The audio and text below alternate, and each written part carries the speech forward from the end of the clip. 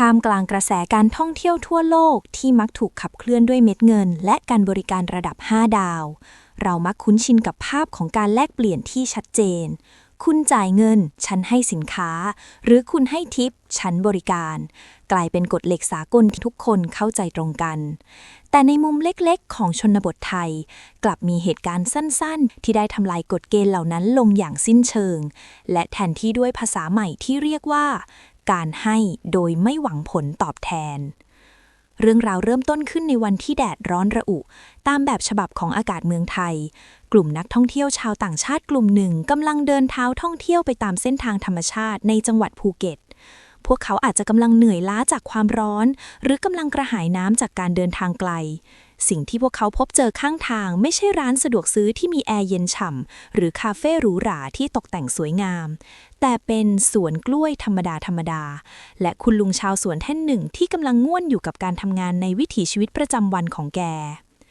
ในคลิปวิดีโอสั้นๆนี้เราได้เห็นภาพของคุณลุงชาวไทยรูปร่างสันทัดผิวสีแทนเข้มกรำแดดซึ่งเป็นเครื่องยืนยันถึงความขยันหมั่นเพียรและการใช้ชีวิตอยู่กับดินกับทรายมาอย่างยาวนาน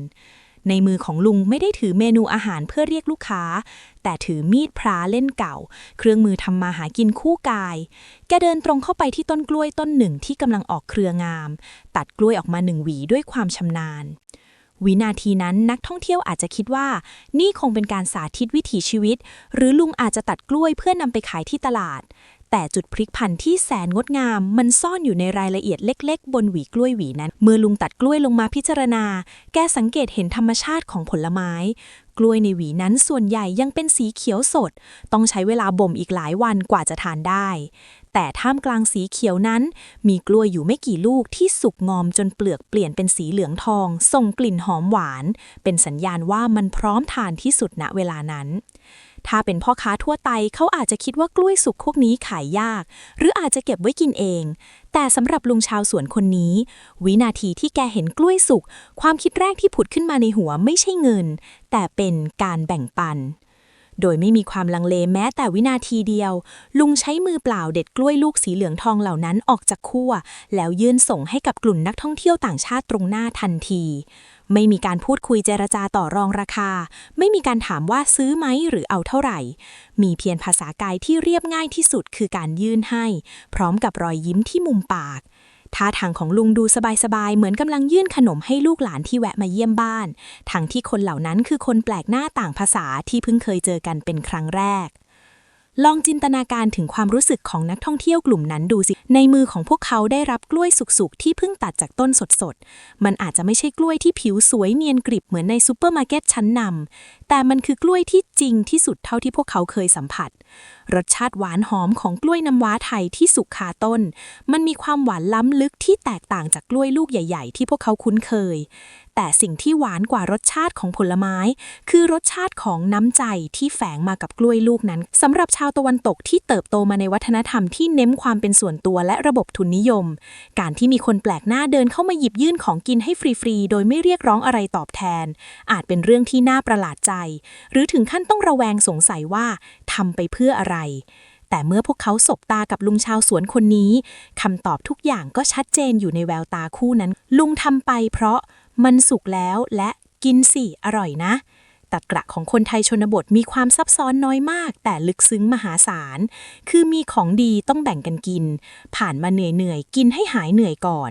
นี่คือรากฐานของคำว่าสยามสไมล์หรือสยามเมืองยิ้มที่ไม่ได้หมายถึงแค่การฉีกยิ้มให้กล้องแต่หมายถึงจิตใจที่พร้อมจะเป็นมิตรกับทุกคนบนโลกใบนี้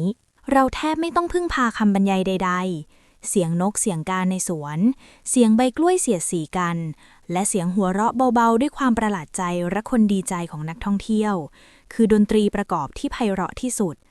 ภาพของลุงที่เด็ดกล้วยแจกด้วยท่าทีที่เป็นธรรมชาติไม่มีการประดิษฐ์สร้างภาพไม่มีการมองหากล้องเพื่อเรียกยอดไลค์เป็นความและความจริงที่เงินล้านก็จ้างให้แสดงออกมาแบบนี้ไม่ได้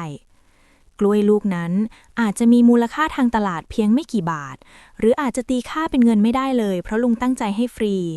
แต่สำหรับความทรงจำของนักท่องเที่ยวเหล่านั้น กล้วยลูกนี้อาจจะมีค่ามากกว่าดินเนอร์หรูบนยอดตึกระฟ้าเพราะมันคือเครื่องพิสูจน์ว่าบนโลกใบนี้ยังมีพื้นที่ที่ความเอื้ออาทรทำงานได้เร็วกว่าระบบเงินตรายังมีผู้คนที่วัดคุณค่าของคนอื่นในฐานะเพื่อนมนุษย์ไม่ใช่ลูกค้าเมื่อพวกเขาปอกเปลือกกล้วยและกัดกินคำแรกเชื่อเหลือเกินว่าความหวานนั้นจะซึมลึกเข้าไปถึงความรู้สึกและกลายเป็นเรื่องเล่าที่พวกเขาจะนำกลับไปเล่าให้ครอบครัวและเพื่อนฝูงฟังว่าที่เมืองไทยมีลุงชาวสวนคนหนึ่งเดินไปตัดกล้วยมาให้เรากินฟรีๆเพียงเพราะเห็นว่ามันสุกพอดีเรื่องเล่าเล็กๆเหล่านี้ล่ะคือภาพที่ทรงพลังที่สุดของประเทศไทยไม่ใช่อาหารที่จัดจ้านไม่ใช่วัดวาอารามที่วิจิตรบรรจงเพียงอย่างเดียวแต่คือหัวใจของคนไทยธรรมดาคนนี้นี่เองเรามักมองหาความสุขจากสิ่งที่ยิ่งใหญ่จากการเดินทางไกลหรือการครอบครองวัตถุราคาแพงแต่คลิปนี้เตือนสติเราได้ดีเหลือเกินว่าบางครั้งความสุขก็เรียบง่ายเพียงแค่การให้และการรับด้วยใจที่บริสุทธิ์ลุงชาวสวนอาจจะไม่รู้ตัวเลยว่าการกระทำเล็กๆของแกในบ่ายวันนั้นได้สร้างความประทับใจที่ยิ่งใหญ่ขนาดไหนแกก็แค่ทำตามวิถีที่ปู่ย่าตายายสอนมาทำตามสัญชาตญาณของคนใจดีแต่หารู้ไม่ว่าวินาทีนั้นแกได้ทำหน้าที่เป็นทูตวัฒนธรรมที่ยอดเยี่ยมที่สุดแก่ประเทศไทยไปเรียบร้อยแล้วเมื่อเรื่องราวนี้ถูกถ่ายทอดออกไปสู่สายตาชาวโลกพื้นที่ใต้คลิปวิดีโอไม่ได้เป็นเพียงแค่ช่องแสดงความคิดเห็นธรรมดาแต่มันได้กลายเป็นสมุดบันทึกความประทับใจที่ผู้คนต่างเข้ามาเขียนระบายความรู้สึกที่อัดอั้นตันใจหลายคนไม่ได้มองเห็นแค่กล้วยหรือคนแจกของแต่มองเห็นลึกลงไปถึงปรัชญาชีวิตที่ซ่อนอยู่มีความคิดเห็นหนึ่งที่ได้รับความนิยมอย่างมากเขียนไว้อย่างน่าคิดว่าในโลกทุนนิยมที่ทุกอย่างถูกตีตราด้วยราคาการกระทำของลุงคือเครื่องเตือนใจชั้นดีว่าความร่ำรวยที่แท้จริงไม่ได้วัดกันที่ตัวเลขในบัญชีแต่วัดกันที่ว่าเราให้ได้มากแค่ไหนโดยไม่หวังผลข้อความนี้สะท้อนให้เห็นว่าผู้คนกำลังโหยหาความจริงใจแบบนี้มากเพียงใดในสังคมปัจจุบันและยังมีอีกหลายเสียงที่สะท้อนมุมมองของคนไกลบ้านหรือชาวต่างชาติที่เคยมาสัมผัสไทยพวกเขาเข้ามาคอมเมนต์ด้วยความตื้นตันใจว่านี่แหละคือเหตุผลที่ฉันตกหลุมรักประเทศไทยไม่ใช่เพราะตึกสูงหรือห้างหรูแต่เพราะหัวใจของคนธรรมดาแบบลุงที่ทำให้เรารู้สึกว่าโลกนี้น่าอยู่ขึ้นบางคนถึงกับเปรียบเทียบว่ารอยยิ้มของลุงในตอนที่ยื่นกล้วยให้ดูมีความสุขและจริงใจยิ่งกว่าเศรษฐีที่นั่งอยู่บนกองเงินกองทองเสียอีกในมุมของรสชาติก็มีข้อความที่เปรียบเปรยไว้อย่างงดงามว่ากล้วยหวีนี้คงจะเป็นกล้วยที่หวานที่สุดในชีวิตของนักท่องเที่ยวกลุ่มนั้นไม่ใช่เพราะมันสุกงอมกำลังดีแต่เพราะมันถูกปรุงรสด้วยน้ำใจและมิตรภาพซึ่งเป็นเครื่องปรุงรสทิพย์ที่หาซื้อไม่ได้ในซูเปอร์มาร์เก็ตไหนเสียงสะท้อนเหล่านี้ยืนยันได้ดีว่าสิ่งที่ลุงทำลงไปโดยไม่คิดอะไรกลายเป็นแสงสว่างดวงเล็กๆที่ช่วยจุดประกายความหวังให้ไกลหลายคนมันทำให้เราฉุกคิดได้ว่าท่ามกลางโลกที่วุ่นวายและแข่งแย่งชิงดีเพียงแค่เรารู้จักแบ่งปันสิ่งเล็กๆน้อยๆในมือให้แก่กันซะสังคมก็จะน่าอยู่ขึ้นทันตาเห็นเหมือนกับที่คุณลุงชาวสวนแห่งภูเก็ตคนนี้ได้ทำให้เราดูเป็นตัวอย่าง